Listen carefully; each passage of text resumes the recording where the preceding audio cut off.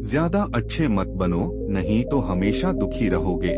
आचार्य चाणक्य ने कहा था कि इंसान को ज्यादा सीधा भी नहीं होना चाहिए, क्योंकि अगर हम जंगल में जाकर देखें तो जान पाएंगे कि सीधे पेड़ काट दिए जाते हैं, जबकि टेढ़े मेढ़े पेड़ छोड़ दिए जाते हैं।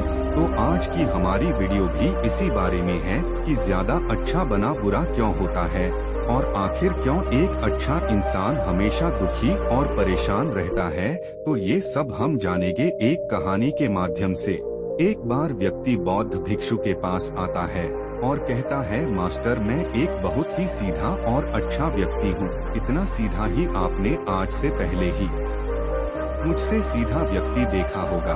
मैं हमेशा ही सबकी मदद करने की कोशिश करता हूँ, सबको खुश रखने की कोशिश करता हूँ, लेकिन सब मेरा फायदा उठाते हैं, मेरा मजाक बनाते हैं और कोई भी मुझे गंभीरता से नहीं लेता।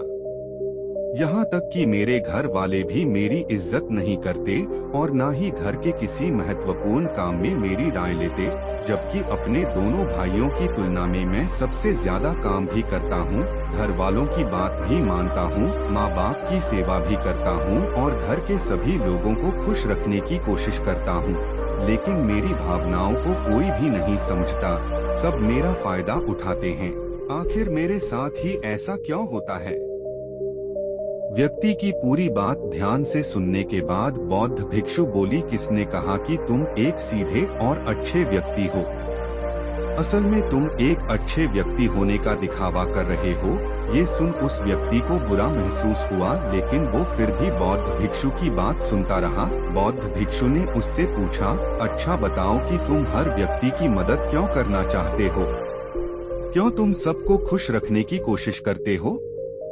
व्यक्ति ने कहा, ताकि सामने वाला मुझे भी खुश रखे, मेरी बात मानी, मेरी इज्जत करे, मेरी भावनाओं को समझे और मुझे एक अच्छा इंसान माने।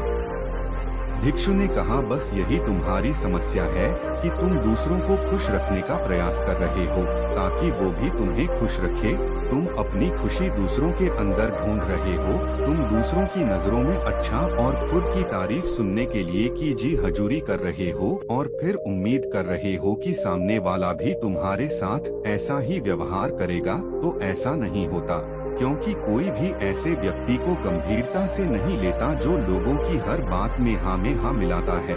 अब मैं तुम्हें कुछ ऐसी आदतें बताता हूँ तो तुम और तुम्हारे जैसे खुद को अच्छा मानने वाले लोगों के अंदर होती है।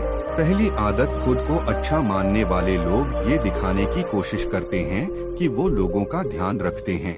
उन्हें लोगों की चिंता है, इसीलिए वह सबकी मदद करने पहुंच जाते हैं, फिर चाहे सामने वाले को उनकी मदद की जरूरत हो या ना हो। दूसरी आदत, खुद को अच्छा मानने वाले लोग दूसरों से खुद की तारीफ के भूखे होते हैं, इसीलिए वो ज्यादातर मौकों पर वही काम करते हैं जिससे सामने वाला खुश हो और उनकी तारीफ करे। अगर उन्हें लगता है कि किसी काम से सामने वाला नाराज हो जाएगा तो वह उस काम को हाथ तक नहीं लगाते। तीसरी आदत, खुद को अच्छा मानने वाले लोगों को लगता है कि उन्हें अपनी कमियों और कमजोरियों को दूसरे लोगों से छुपाना चाहिए, क्योंकि उन्हें लगता है कि अगर दूसरों को उनकी कमियों और गलतियों के बारे में पता चल गया तो लोग उनका मजाक बनाएंगे, उनकी बेइज्जती करेंगे, उन पर होंगे और उन्हें एक कमजोर व्यक्ति मानेंगे। चौथी आदत, अच्छे लोग खुद की जरूरतों, खुद की प्राथमिकताओं को सबसे ऊपर रखने से डरते हैं, क्योंकि उन्हें लगता है कि ऐसा करने से ही दूसरे लोग उन्हें स्वार्थी समझेंगे और फिर वो लोगों की नजरों में एक अच्छे इंसान नहीं रह जाएंगे। पांचवी आदत, खुद को अच्छा समझने वाले लोग हैं कि वो केवल खुश रह सकते हैं जब उनके आसपास का हर इंसान खुश रहे, इसीलिए वो अपने आसपास के हर व्यक्ति को खुश रखने की कोशिश करते हैं।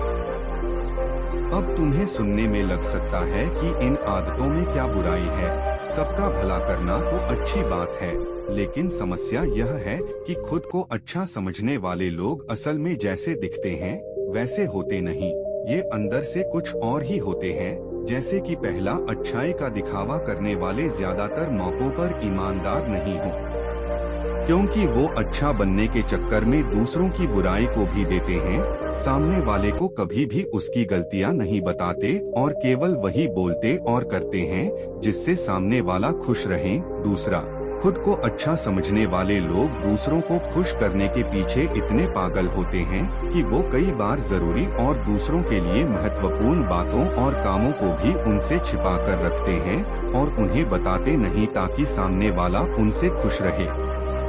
तीसरा, अच्छे लोग अपनी जरूरतों और कामों को महत्व नहीं देते, इसीलिए ये दूसरों से सीधे अपना काम करवाने से घबराते हैं, जिसकी वजह से ये दूसरे लोगों के साथ चालाकी करने की कोशिश करते हैं अपने जरूरी कामों को करवाने के लिए भी, जैसे कि सामने वाले की चापलूसी करना या फिर उसके किसी काम के बहाने अपना काम भी कर लेना। चौथा, खुद को अच्छा मानने वाले लोग केवल पाने की उम्मीद से ही कुछ देते हैं। यह इस बात का दिखावा तो करते हैं कि यह लोगों की मदद करना चाहते हैं, लेकिन यह मदद सिर्फ इसीलिए करते हैं ताकि सामने वाला उनकी तारीफ करे, इन्हें अच्छा इंसान समझे और जरूरत पड़ने पर इनकी भी मदद करें। लेकिन अगर इन्हें मदद के बदले मदद नहीं मिलती तो ये गुस्सा हो जाते हैं, सामने वाले से अंदर ही अंदर नफरत करने लगते हैं और उससे बदला लेने का मौका ढूंढने लगते हैं। पांचवा, खुद को अच्छा दिखाने वाले लोग दूसरों को ना नहीं बोल पाते, उन्हें मना नहीं कर पाते और दूसरों के काम करने के चक्कर में ये अपने और अपने परिवार के जरूरी कामों को भी पूरा नहीं कर पाते।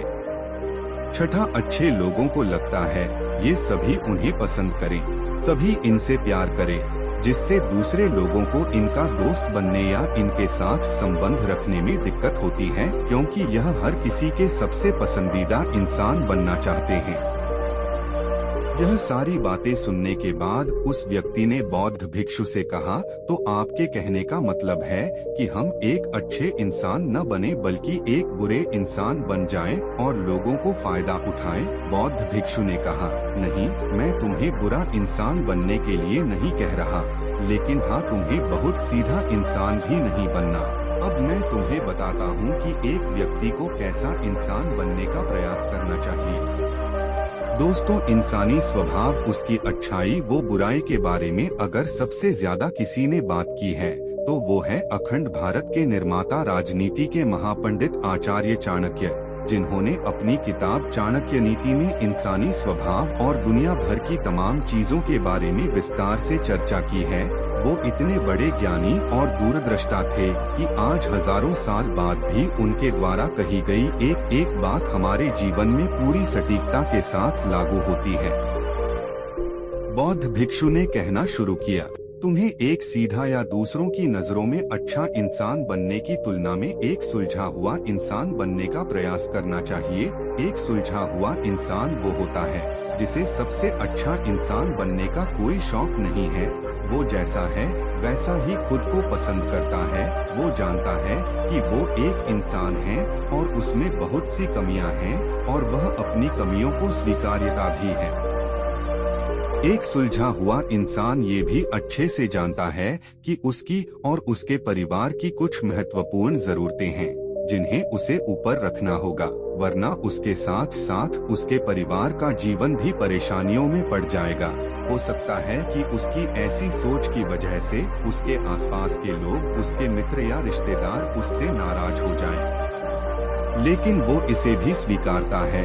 यहाँ पर बात स्वार्थी होने की नहीं बल्कि जीवन की सच्चाई को स्वीकारने की है, क्योंकि तुम बुद्ध नहीं हो गए हो कि तुम्हारी कोई इच्छा ही नहीं है, किसी से कोई उम्मीद नहीं है या कोई जरूरतें शेष नहीं रही। तुम एक साधारण इंसान हो और एक साधारण इंसान की सोच के साथ अगर तुम सबको खुश रखने का प्रयास करोगे तो तुम हमेशा दुखी रहोगे, क्योंकि तुम्हारी भी सामने वाले से उम्मीदें बढ़ेंगी और जब वो उम्मीदें पूरी नहीं होंगी तो तुम दुखी हो। इसीलिए जो इंसान ये कहता है कि मैं सबकी मदद करूँगा, सबको खुश रखूंगा और मुझे बदले में किसी से कुछ भी नहीं चाहिए, यहाँ तक कि अपनी तारीफ भी नहीं, तो पहले उस इंसान को बुद्धत्व प्राप्त कर लेना चाहिए, क्योंकि एक आत्म को प्राप्त व्यक्ति ही किसी से कोई उम्मीद नहीं रखता। पर क्योंकि आत्मज्ञान को प्राप्त करना सबके बस की बात नहीं है, इसीलिए तुम्हें इस जीवन के सत्य को स्वीकारना होगा और खुद को शोषण का शिकार वह दुखी होने से बचाने के लिए एक सीधा इंसान बनने की बजाय एक सुलझा हुआ इंसान बनने का प्रयास करना होगा। अब मैं तुम्हें बताता हूँ कि एक सुलझे हुए इंसान में क्या क्या विशेषताएं होती हैं। पहली विशेषता ये अपनी और अपने चाहने वालों की जरूरतों को ऊपर रखते हैं। इसका मतलब यह नहीं है कि ये लोग दूसरों की जरूरतों को कम समझते हैं या फिर दूसरों को गिराकर खुद ऊपर बढ़ने की कोशिश करते हैं, बल्कि इसका मतलब यह है कि ये लोग दूसरों की फालतू जरूरतों के लिए तब तक उपस्थित नहीं होते जब तक कि इनकी खुद की महत्वपूर्ण जरूरतें पूरी ना हो जाए। हालांकि अगर कोई इंसान सच में मुसीबत में फंसा हुआ है और उसे इनकी सहायता की सख्त जरूरत है, तभी अपने महत्वपूर्ण कामों को पीछे रखकर भी उसकी सहायता के लिए उपस्थित हो जाते हैं और ये अपने से कमजोर और जरूरतमंद लोगों की भी अपनी हैसियत के अनुसार सहायता करने के लिए तैयार रहते हैं। ये बस अपना बेवजह शोषण नहीं होने देते और इस बात पर भरोसा रखते हैं कि अगर इन्हें सच में किसी की सहायता करनी है तो पहले इन्हें उसकी सहायता करने के लायक बनाना होगा और लायक वो सक्षम बनने के लिए इन्हें अपनी जरूरतों का भी ध्यान रखना होगा।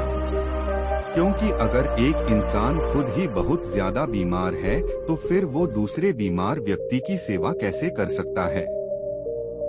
एक सुलझा हुआ इंसान इस बात को मानता है कि हर इंसान की अपनी कुछ जरूरतें और इच्छाएं होती हैं, जिसका उसे ध्यान रखना चाहिए, लेकिन खुद को अच्छा दिखाने वाला इंसान हमेशा यह दिखाने की कोशिश करता है कि उसकी अपनी कोई जरूरतें या इच्छाएं नहीं है, इसीलिए वो हमेशा दुखी रहता है। दूसरी विशेषता, एक सुलझा हुआ इंसान इस बात को अच्छे से जानता है कि वो अपने आसपास के हर इंसान को कुछ नहीं रख सकता, इसीलिए वो केवल उसी इंसान को खुश रखने का प्रयास करता है जो उसके लिए मायने रखते हैं, जो सच में उससे करते हैं, उसकी परवाह करते हैं। लेकिन अगर उसकी बहुत कोशिश करने के बाद भी सामने वाला उससे दूरी बनाने का प्रयास करता है, उससे खुश नहीं रहता या फिर उसके साथ सहज महसूस नहीं करता, तो फिर एक सुलझा हुआ इंसान ऐसे व्यक्ति से दूरी बनाने से भी पीछे नहीं हटता, फिर चाहे वो उसका कोई परिवारजन,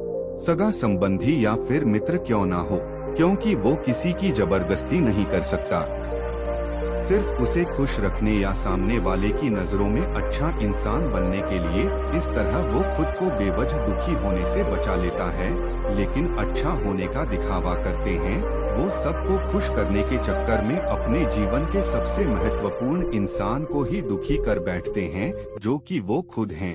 तीसरी विशेषता, एक सुलझा हुआ इंसान वैसा जीवन जीने का प्रयास करता है जैसा वो जीना चाहता है। वो सिर्फ किसी दूसरे को खुश करने के लिए अपने जीने का तरीका नहीं बदलता।